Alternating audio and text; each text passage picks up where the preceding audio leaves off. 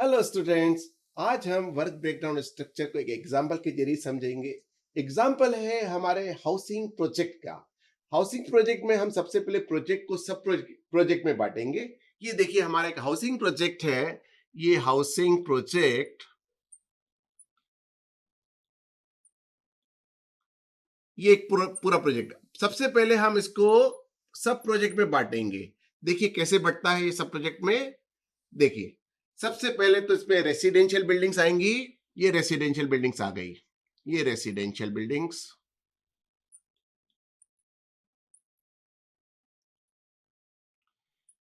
Residential buildings के बाद educational buildings ले लीजिए।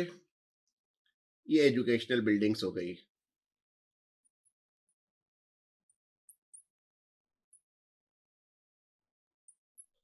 एजुकेशनल बिल्डिंग्स के बाद आप ले लीजिए पब्लिक बिल्डिंग्स। पब्लिक बिल्डिंग्स हो गई आपकी। ये पब्लिक बिल्डिंग्स। फिर आप ले लीजिए एक्सटर्नल सर्विसेज।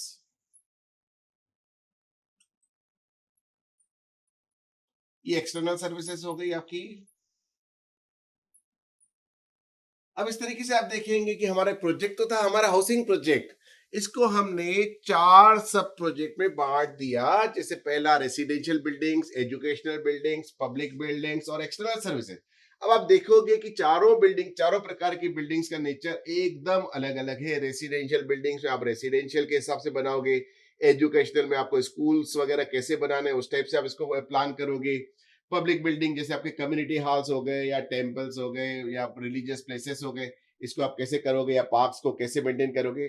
और एक्सटर्नल सर्विसेज जैसे आपके रोड्स हो गए, आपकी ड्रेनेज लाइंस हो गई, आपकी वाटर लाइंस हो गई या इलेक्ट्रिफिकेशन हो गया, इसको आप कैसे करोगे। तो चारों का नेचर अलग अलग है और चारों इंडिपेंडेंटली काम कर सकते हैं। आपके रेसिडेंशियल बिल्डिंग का काम अलग चल सकता है, एजुकेशनल बिल्डिंग्स का काम अलग चल सकता है, पब्लिक बिल्डिंग्स का काम अलग से चल सकता है, एक्सटर्नल सर्विसेज का काम अलग से चल सकता है।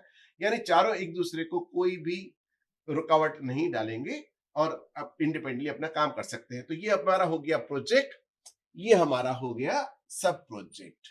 ठीक है। अब देखिए हम सब प्रोजेक्ट को कैसे टास्क में कन्वर्ट करते हैं। आपका जैसे आपका रेसिडेंशियल बिल्डिंग का प्लान ले लेते हैं। इसको अपन यहां से यहां रेसिडेंशियल बिल्डिंग ले आते हैं। रेसिडेंशियल बिल्डिंग का सब प्रोजेक्ट है हमारा रेसिडेंशियल बिल्डिंग।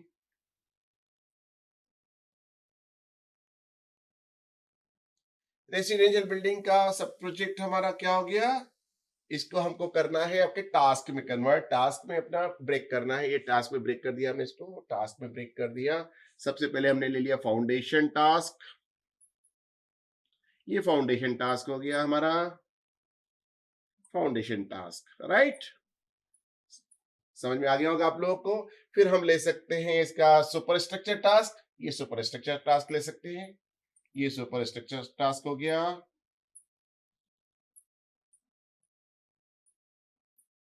ये सुपर स्ट्रक्चर टास्क। फिर आपका होता है फिनिशिंग टास्क। ये फिनिशिंग टास्क हो गया आपका।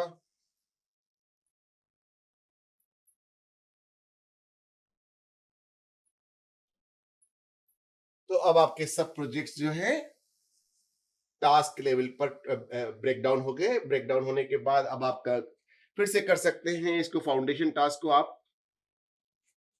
ब्रेक कर सकते हैं। ये फाउंडेशन टास्क है आपका। इसको आप वर्क पैकेजेस में कन्वर्ट कर सकते हैं। वर्क पैकेजेस में कैसे कर सकते हैं, जैसे आपका फाउंडेशन टास्क है तो पहले आप बेस का कंस्ट्रक्शन करेंगे। ये बेस का कंस्ट्रक्शन हमने कर लिया। तो ये आपके हो गए सब प्रोजेक्ट, ये हो गया आपके टास्क। ये आपका टास्क लेवल हो गया। और ये हमारा जो होगा ये वर्क पैकेज लेवल होगा आपका। ये work package level, work package level. ठीक है। अब वर्क पैकेज लेवल में आपके आ गए, देख लीजिए क्या क्या आ रहा है। एक तो बेस कंस्ट्रक्शन आएगा। ये बेस कंस्ट्रक्शन, क्योंकि बेस आप नहीं बनाओगे तो आप काम कैसे फाउंडेशन का स्टार्ट करोगे। ये बेस कंस्ट्रक्शन। राइट, ठीक समझ में आ गया आप लोगों को। अब आप देखिए कि राफ्ट कंस्ट्रक्शन आप करेंगे या जो भी आपका फाउंडेशन का होगा उस हिसाब से आप राफ्ट कंस्ट्रक्शन करेंगे या फाउंडेशन डालेंगे, ठीक है। अब उसके बाद आप करेंगे प्लिंथ लेवल कंस्ट्रक्शन। ये हो गया आपका प्लिंथ लेवल कंस्ट्रक्शन।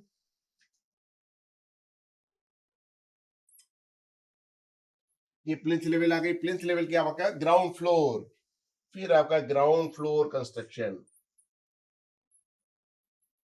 ये ग्राउंड फ्लोर कंस्ट्रक्शन आ गया।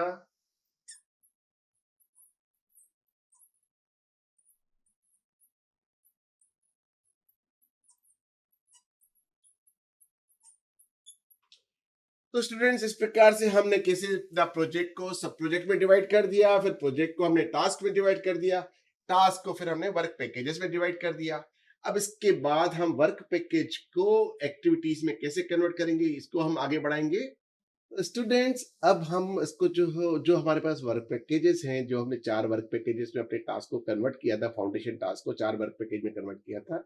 एक तो बेस कंस्ट्रक्शन था, एक राफ्ट कंस्ट्रक्शन था और एक आपका प्लिंथ वॉल कंस्ट्रक्शन था, एक ग्राउंड फ्लोर कंस्ट्रक्शन था। उसमें से जो बेस कंस्ट्रक्शन वाले वर्क पैकेज को हम एक्टिविटीज में कन्वर्ट करते हैं। अब उसको एक्टिविटीज में कैसे कन्वर्ट करेंगे, ये बेस कंस्ट्रक्शन वर्क पैकेज हो गया हमारा। अब इसमें से एक एक्टिविटी हो सकती है हमारी अर्थ वर्क, एक हमारा हो सकता है बेस प्रिपरेशन, एक हो सकता है ब्लाइंडिंग। तो हमने वर्क पैकेज को एक्टिविटी में ब्रेक कर दिया।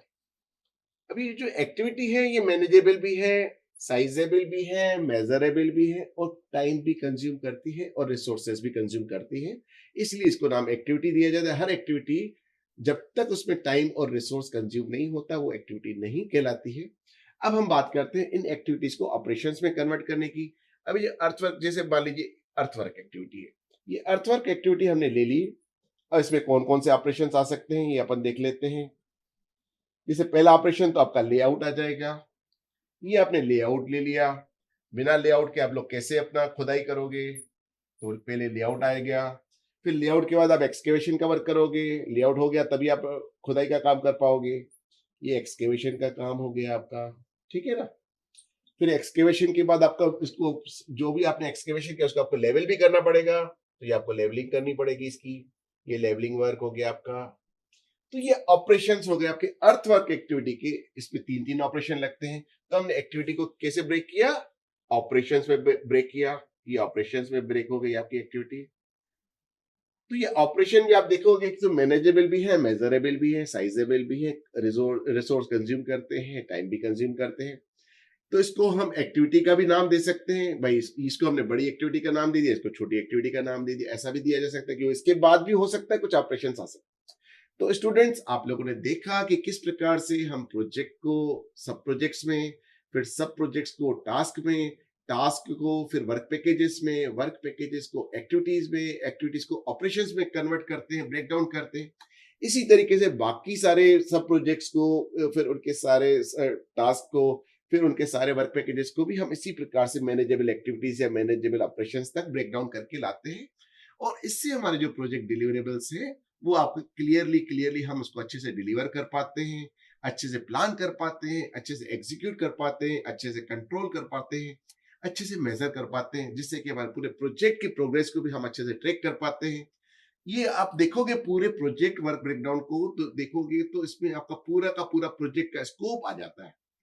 वो पूरा का पूरा प्रोजेक्ट का स्कोप इस प्रकार से आता है कि आपको एकदम बॉटम लाइन पे आके एकदम छोटी से छोटी मैनेजेबल एक्टिविटी या मैनेजेबल ऑपरेशन आपको मिलता है। तो इस प्रकार से हमको हर प्रोजेक्ट को सक्सेस बनाने के लिए अपने प्रोजेक्ट को वर्क ब्रेकडाउन करके नीचे की एकदम बॉटम लाइन तक लाना पड़ता है, मैनेजेबल एक्टिविटी या मैनेजेबल ऑपरेशन तक लाना पड़ता है। तो आशा है आप लोग इस बात को अब अच्छे से समझ गए होंगे और जब भी आप कोई प्रोजेक्ट, आपके पास कोई प्रोजेक्ट मैनेज करने के लिए आएगा तो आप इस कंसेप्ट को जरूर अप्लाई करोगे। Thank you very much.